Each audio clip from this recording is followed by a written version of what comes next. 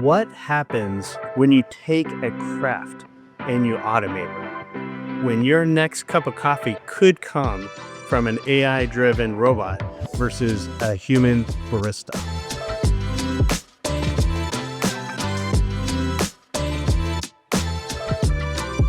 We're here at Muji in Portland, Oregon, where this robot behind me, conveniently named Jarvis, made by Artley, is meant to do exactly that. It is trained by a world champion barista named Joe Yang. This isn't just about automation. It asks a bigger question. What happens when you take a craft and you translate it into a machine? Is this convenience? Is it consistency? Or is it something entirely new? We're talking to the people behind Artley and Jarvis here. We've got Joe Yang, Artley co-founder and a highly decorated barista, latte artist, and bean roaster. In fact, champion in all three of those categories. And we have David Qiu, director of operations at Artley, joining us to break down how the system was built, what it's trying to solve, and where it could go next. Welcome to Trending Forward from Digital Trends. I'm one of your hosts, Peter Horan, and my friend and partner, Dan Gaul, founder of Digital Trends in the upper left. And we're here with Joe Yang and David Qiu of Artley today. And Artley is, the whole idea of Trending Forward is to talk about new technology, new products that we're excited about. And Dan saw Artley early on and was like, wow.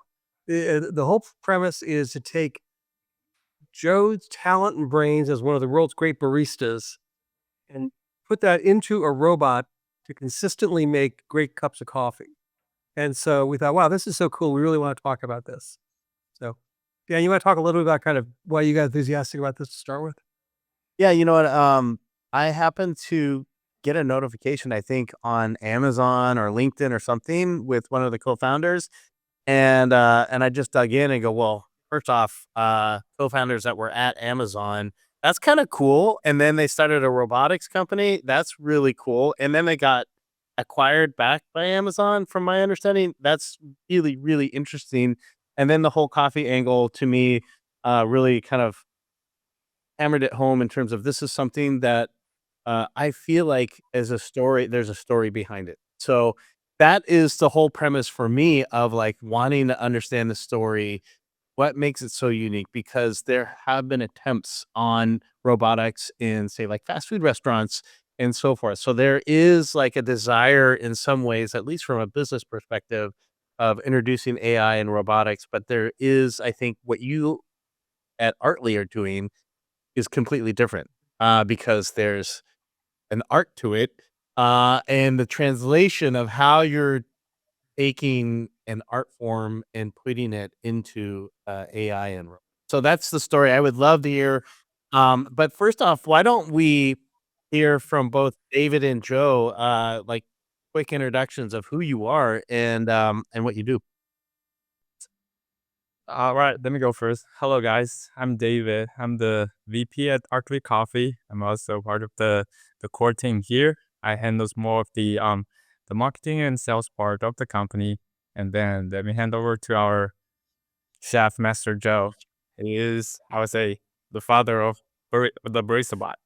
Hi, this is Wembo. I go by Joe. So I'm the chief coffee officer here. So basically, my job is just train the robots to make sure all the robots can make a perfect coffee, just like what I did, right? So I am the kind of professional coffee industry. Yeah, so I won 3 times the U.S. champion from the Brewers Cup, how to pour coffee to the latte art, and also this year the roasting coffee. So I just try to make sure the robots can really produce high level, as high as possible level of the coffee to the audience, yeah, to the customers. So, Joe, go back when you were a small child. Do you say, well, I want to grow up and be a barista? Hey, what did you go to school for? Where did this idea come from? It's kind of like the question is about why do I decide to jump in the coffee industry, right? Yeah, so it's because I grew up in China. So basically, my first cup of coffee, I would say, is at New Zealand when I was at the college, because I started the college at the New Zealand, Auckland, at 2007. Yeah, so before, when I was in China, I never drink coffee, never. Yeah, so my first cup of coffee I remember is kind of like espresso at one of the coffee shops next of the college. Because I was just look at the menu, the cheapest one is something, it's called espresso. I thought, yeah, it's cheaper, so I just got the one. But when I drink, oh my god, the strongest coffee I never had before. Yeah, so but I get started there to know more about the coffee. I was curious why this such like strong, intense coffee people love to it. So just like a kind of like a tricky, like the switch open my mind, just just getting into there. Yeah, from that moment, I try find the part-time job at the cafeteria, at the coffee shop at the New Zealand. I get some coffee cultures. Yeah, because New Zealand, Australia have a really strong specialty coffee culture there. So I get probably 1.5 years, and then I go back China. It's just like okay, I decided my whole career probably I can start with my career can start with the coffee business. Yeah, just yeah, my story just from there. Starts with one cup of coffee in New Zealand. That's great. Yeah. What's the coffee Yeah, culture David, like? if I remember correctly, Artley didn't start with Joe. Like you guys were thinking about working on this, and then you met Joe along the way. Can you talk about kind of how the company started too? Yeah, I will go over the story about the funding team. So they all have an Amazon background because their first startup is focusing on computer vision technology, which is also later being used at in our Barista Bot. So their first startup company, the two of the co-founders, they graduated from Boston University. They started their first startup company on facial recognition and computer vision technology, which actually get acquired by Amazon. So the two of them are the foundation of the Amazon Prime Photos. So right now, the function allows you open your Amazon app. The function allow you to take a picture of something, and then the purchase link popped up. That function is actually, they are the foundation of that function. So they were at Amazon after the acquisition by Amazon. They're spending another 5 years. Then COVID hit, so they're bored at home. They both have backgrounds in robotics. They always want to do something robotic related, and then they pick. It's like the coffee is a big market, and then being in Seattle, that comes in kind of natural. So it's the two of them with their friend. They built the first prototype in the garage in 6 months, and then they took this first prototype to a coffee trade show. That's where they met Joe, and then since then, Joe helped this robot improve a lot on the coffee side. Since we're engineers, we know more about the robotics, but then that was when Joe joined the company. What was that, at that trade show? First off, Joe, like when you're walking around the trade show and you saw this first generation or this beta robot, what was going through your head, and what kind of sparked that curiosity in you? Yeah, because I believe that's at the Tacoma, the Coffee Fest show, because I was there for competition. I would try to do the latte art competition.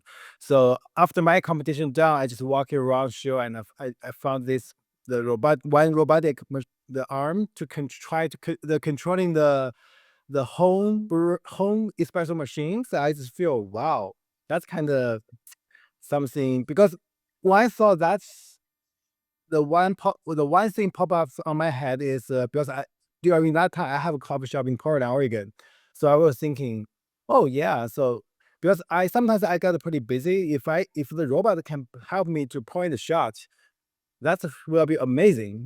Just like because in my head I already have something planned for the robot to do the quality control, because I was thinking, yeah, robot probably know what is the extraction time. They will know the other detail, the other elements, the data, so they can tell me, is this shot is good or is something is good. I think it's really efficient for the coffee shop flow. yeah, during the busy rush. Yeah, so that's why I was, oh, I have to talk to these guys. Now that's interesting because I would think, you're an artist, you're a barista, you're a champion barista. And you think, wait, a robot could do what I can do? It's like I would think you'd like would have pushed back on that and said, no, no, no, what I do is special, and a machine can't do what I do. But it didn't sound like you thought that. Yeah, because yes, I'm the barista too, but I also when I saw this technology, I probably stand on the business owners. It's just I was thinking, I think about how the robot can help to precise each coffee more perfect. Just like to help me. My idea is more about quality control. Yes, the Okay. robot can do everything precise. The quality of each coffee should be perfect. Yeah. So I guess Interesting. adding on to your question, Peter. So I guess the reason why Joe and Artley click is because from our standpoint, what we're doing since day one is our goal is never automation, is to preserve human craftsmanship at a very consistent level and scaling it up. So I guess that's also an answer to your question on why Artley and Joe Yeah. click at the moment. So So, we so if I would, assuming I could have good enough taste to appreciate good coffee, and I was blindfolded, and you poured, and Joe, you made me a cup of coffee personally, and the robot barista made me a cup of coffee. Would I be able to tell the difference, or no? The goal is tell the no difference, but right now it's pretty close. No, most of people cannot tell the only I can tell difference right now. But the most of customer we try the blend test, no difference. Yeah, no difference. But because I have a higher standards, I want to push the robots to as high as levels. So in the future, we're excited. Yeah. What are the things that you notice are different? Like, what can you tell is different between your coffee and the robot's coffee? It's hard. I think it's because my I really know what I did, so that's the only thing. That's why other people cannot tell. But for me, um I, the reason I would say it's different is uh from I learning. I right now even I got a champion now. I still learning every day, so I know something could be improved.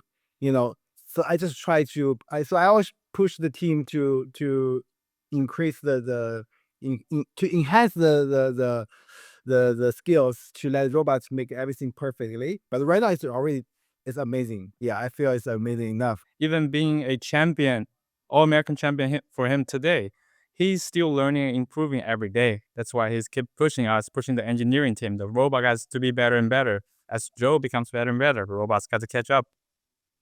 Yeah. Nice. David, talk a minute about how you translate Joe's technique and knowledge into a robot. Like, what does that translation process look like?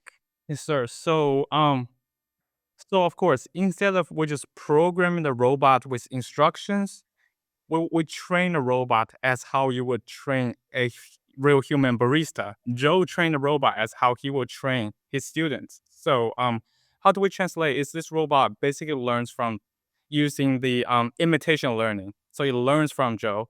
That's using the latte art as an example. So we had Joe in our lab. We put a motion capture device on Joe's arm. We record how Joe draws the latte art, and then we train the robot to do the exact same thing. And then that's a quality control part kicks in. Since I mentioned before that this robot uses a computer vision technology, and the quality control is also what Joe values a lot. So there is a camera being installed at the front of the robotic arm. After the robot draws every single latte art, the camera would take a picture of it, and then but our barista robot, by the way, he has a name Jarvis. So Jarvis knows what a perfect latte art should look like. And then after each single latte art, he will grade himself based on a scale. If this one's not perfect, if this one's only a 92, he will adjust his movements and make improvements on the next cup. Next one will be a 95. Then the next one will be 100. So through imitation learning, that's how we transfer Joe's craftsmanship to the robot. And then talking about quality control, so we use the exact same equipment as what Joe used in his own coffee shop. We use scales to measure everything very precisely. The robot receives all the recipes from Joe, and then so we measure the amount of coffee ground, water, ice, syrup, everything goes into each cup of coffee. The variation is only 0.1 gram. And then Joe fine-tuned the robot to the extraction time, the temperature, even the milk steaming process, the angle of the milk steam one, everything has been tuned by Joe. And then all of our beans are roasted either by Joe or Joe's students. So to make sure that each coffee comes out of Jarvis, it tastes very, very close to what Joe will make his coffee. And it doesn't matter where. Like if I got one in Muji here in Portland, or if I got one over in a different location, they're all going to, like, from my perspective, taste exactly the same. They all operate exactly. Yes, sir. Of course. So from a quality control perspective, like, like traditional robots, they're stupid, right? Like they just are programmed to do a task and there's no like real time, like awareness of something going wrong, I would say. So you see these videos of like a robot arm going over and trying to get a cup and there's not a cup and it goes over and creates a smoothie and it goes everywhere and all that. Is the camera in the arm part of the solution of preventing that, or what is going on there in terms of the system itself? So yeah, that's a great question. So talking about besides Artley, there are also other coffee robot or automation solution companies. So what prevents this, as the example you just mentioned, if they have no cups left, and then the robots pick up a air and then try to dispense coffee. So that's when the camera system kicked in. So um also about quality control. So when the robotic arm is about to pick up the cup, the camera will actually look at the cup dispenser to see if there is cup there. If the cup dispenser is empty, it will send a notification to the store staff. Please refill 12-ounce paper cups. And same thing, when the robotic arm removes the portafilter from the grinder, the camera will look into it to see if there's enough coffee ground in there. If there's no quality checkpoints, it might just dispense you a cup of hot water. And the camera also checks if the surface of the coffee grounds has been damped properly. Then it moves to the next step, which will be extracting the shots. And then after the robotic arm steams milk, the camera also will scan the surface of the milk to make sure that the surface, the bubbles are smooth and consistent. It looks foamy to meet Joe's standard. Then it will proceed to the next step, which will be drawing the latte art.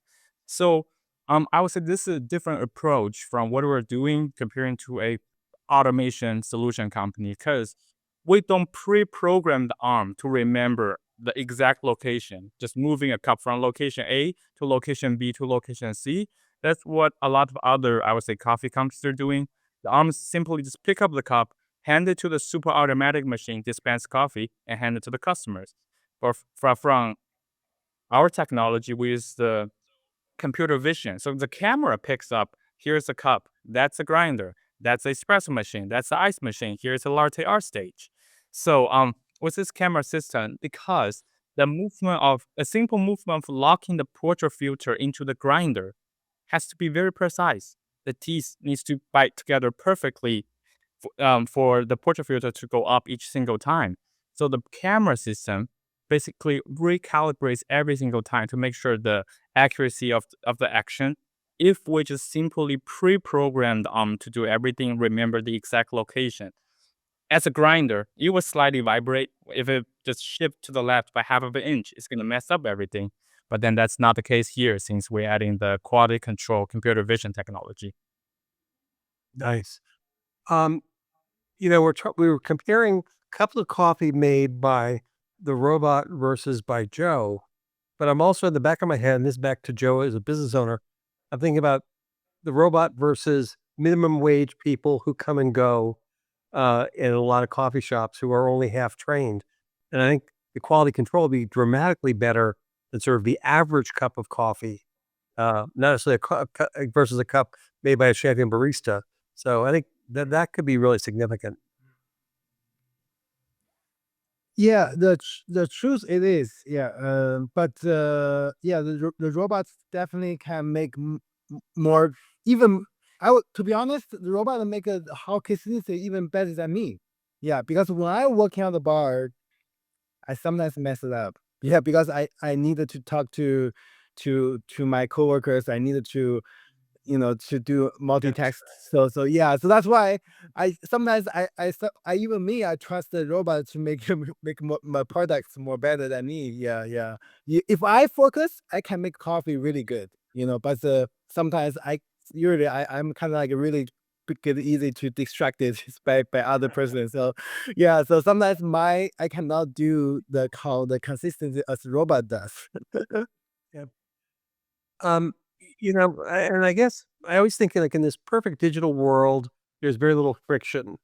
And as you describe a electromechanical system interfacing with computer vision, interfacing with artificial intelligence of some flavor, it sounds like stuff can go wrong. How reliable are the robots? And they're going to be in a Muji store in the Singapore airport, so they're going to be out in the wild. Talk to me about just sort of the reliability of the machines in the process. So that I think from our data from the past 5 6 years, I would say right now I can very confidently say that the uptime guarantee uptime is 97% and up, because we've been doing adding all those quality control points here and there, and then we do my since the first prototype came out in 2020. So over the past 5 6 years, we've been taking our after sale tech support very seriously. We listen to the clients. We've been doing upgrades here and there. Right now, this robot, I say, is running at a very consistent and stable stage. We can confidently say that the uptime is 97%. So the only time that this robot needs human attention will be the staff refilling the beans and milk and syrup. Everything it does automatically. The robot also self-cleans in between each drink to make sure the taste is very fresh. And then going back to this consistency and the previous question. So yes, I did have so a lot of our clients are coffee shops, bakeries. They go through the process of hiring baristas, not very well skilled baristas that comes and goes, and then people get sick, people get emotional. So and then from what I learned from the market is there is actually a shortage in the barista labor market. So that's why that the the coffee shop owners choose to use Artley. And then also another thing is about the waste. So a gallon of milk is supposed to produce 15 cups of latte. The robot does everything very precisely. He knows the exact amount the dispenser needs to dispense. But then in a real world scenario, talking to coffee shop owners, there are a lot of waste. So but probably only 10 cups latte comes out from a gallon of milk. That also helps them control the inventory and the cost. Interesting. Yeah, as you're describing that, it sounds like something that a cocktail, like a cocktail bar or something, would want as well. Precise, no waste. Somewhere down after you've conquered the world of coffee, might you use the same technology in other areas? So yes, so besides this coffee robot, what we're doing here is we're actually building a robotic training platform for Artley Robotic School. I would say Jarvis, the Barista Bot, is the first student graduated from Artley's Robotic School. So besides Jarvis, we also have a couple of very cool demo units in our office. We do have a two-arm with equipped with a two-arm with two-hand robotic system that knows how to do some tricks, and it can make old-fashioned cocktails. You will actually peel an orange, pick up the orange skin, rub against the brim of the cup, drop it in there. It does a couple tricks. And then, besides this two-arm old-fashioned bartender robot, right now we're adding on a function, cocktail function on this Jarvis barista robot. Jarvis can also make cocktails and mocktails. We have already deployed them at a couple of trade shows. Jarvis knows how to make a good pina colada. So And well, who's training Jarvis for these cocktails? Is it you, Joe, or are you guys bringing in like expert mixologists? Who's So doing the training? So for the training of the upskill, so it is Jarvis or our robot learns everything from a human expert. So I have friends who are bartenders. We ask for their recipes and then we program Jarvis to do it. And then so besides alcohols, we also have we're currently we're the next phase we might develop a smoothie robot because we got an inquiry from a smoothie chain company in California. They're looking for automation solutions for their kitchen. Then we also have a ongoing project with Virginia Tech because they are whether Virginia, I didn't know that before. They're a big fishing state. And then right now they're Mm. extremely short labor now. They couldn't find people to butcher fish. So that robot, the goal is with it's also a two-arm system with two cameras. It can flay the fish. How do you keep a robot like that clean, especially with fish? Like you have organic matter that is, maybe a little bit messy. So yeah, so there will besides cutting the fish, so this is still an R&D project, but then there will be cleaning stations where the robot dips the knife and handing into the cleaning solutions to get it clean. Oh wow! And you guys just announced those. What would you call it? A bionic arm or a hand? Did you just announce those recently? So with the robotic hand or Dexter hands that we actually we have that demo unit I think for about a year and a half to 2 years now. We take them to trade shows. Right now we also have a Barista Bot that is equipped with robotic hands. So the difference is that unit can pick up actual glassware.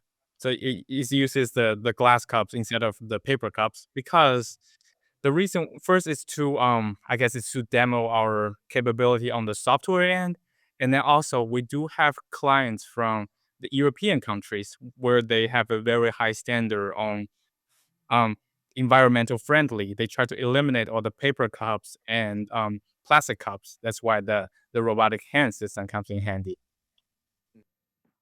Interesting. It sounds like you guys are having a lot of fun. Are you enjoying this? Yes, sir. Of course, of course. And of course, sometimes, startups are hard work, but it sounds like you guys are really excited about all the stuff you're working on. I think Yeah. from our side, from Joe, I think we're all very passionate about what we're doing. That's why we're working, but we're also having fun every day. What's been the biggest challenge for you guys that isn't fun? Like, what are the things that I'm assuming, Joe, maybe it's been different for you since you've been working on training and the learning aspect of it, and then the rest of the company and David, like, what are those challenges like from a day-to-day perspective? Yeah, so for me, it's not just about the copying the barista movement, right? Because for the robots, we also it's more like we have to simplifying the workflow for the Jarvis because since the for the from the beginning the Jarvis only one hands, so I have to think about that's kind of challenging for me, to put everything through the one hands, but we still need to speed up. So I have to think about how to removing the unnecessary steps and making each the action more reliable for the system. So that's kind of like an initial challenging for me. I have to think about all the details, how to make sure the flow is perfect. We don't want the customers get a cup of latte, wait 5 minutes. That's no sense, right? So right now I have to think about all of these details to to figure out this. So that's why I would say the biggest challenge is like a balance. I try to balance everything to put in for the drivers. Yeah, yeah. So yeah, that's only for me. Yeah, I think that Joe made a great point. That's also what I learned from talking to all of our existing clients and new clients that they're they're constantly looking for improvements. Can Jarvis be a little faster? Can he do more latte art design? So we cannot stop from today. We need to keep improving the speed and the stability. Sometimes it's a trade-off, as Joe mentioned, we try to find a balance, adding more features like more latte art designs, and then or maybe applying to different user scenarios. Maybe at an airport location, that speed is number one thing, and then also we also developing to cut the speed, as Joe mentioned, maybe cut some of the unnecessary steps. And also, we're thinking about developing a two-arm system, which right now Jarvis is handicapped. He has only one hand. So if Jarvis has two hands, he can do it as a lot faster. But then also that comes to a cost. We can make a perfect two-arm system. If I'm asking for $400,000, that's not gonna work. And then it's speed, stability, and then also the cost. It has to make sense. Since we're making a commercialized unit, this is not just a demo. It has to make sense to the market. It's about So maybe I'm sorry. So maybe last question. We come back a year from now, we have the same conversation. What do you think would be different in a year than it is today? What have you done? What will you have learned? Yeah.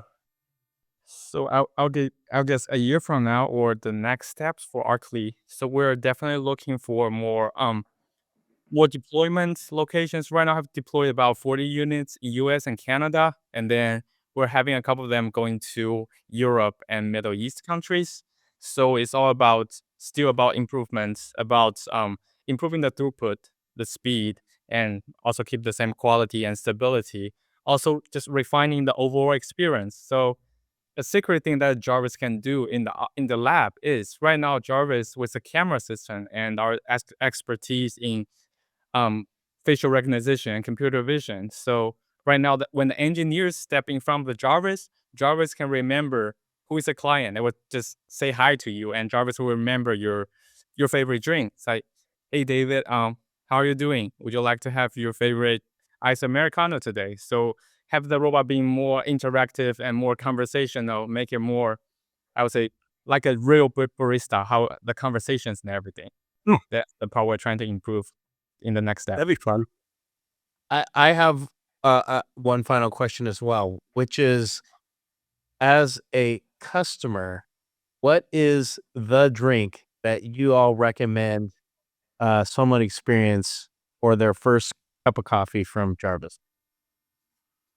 I would like to say it's latte, because latte you can see, the how Jarvis can make the good latte arts. Yeah, so that's kind of like it's pretty hard. So yeah, so I just always recommend. Yeah, but if you just want to try the good cup of coffee, ice americano, it's good chance. Yeah, but we also have a lot of signature drinks. All the recipe from the really great the chef. It's kind of a Michelin level chef. So it's also like to recommend try. Yeah, I think that latte is absolutely number one popular drink when we go to trade shows and events, since everybody wants to see the robot drawing Joe's latte art. And they're like always, wow, I can do that. And then when they taste the latte, because the way Joe programmed the Jarvis to steam the milk, that it's very creamy, foamy, and then it brings out the natural sweetness of the milk. We didn't add any sugar in there, and then you can taste the slight sweetness, so what makes it a perfect cup of latte. Yeah, Yeah. they said they found the last show. They said, "Wow, it's just like drinking the milk chocolate." So it's just natural. Yeah, from the coffee Yeah. itself, from the milk. Yeah. Sounds amazing. I'm getting thirsty already. Yeah. Well, gentlemen, thank you very much for spending the time with us. It's a lot of fun, and best of luck with Artley. It's very exciting. Yeah, Thank you. it was Yeah. great to be in the show, and thank you guys a lot.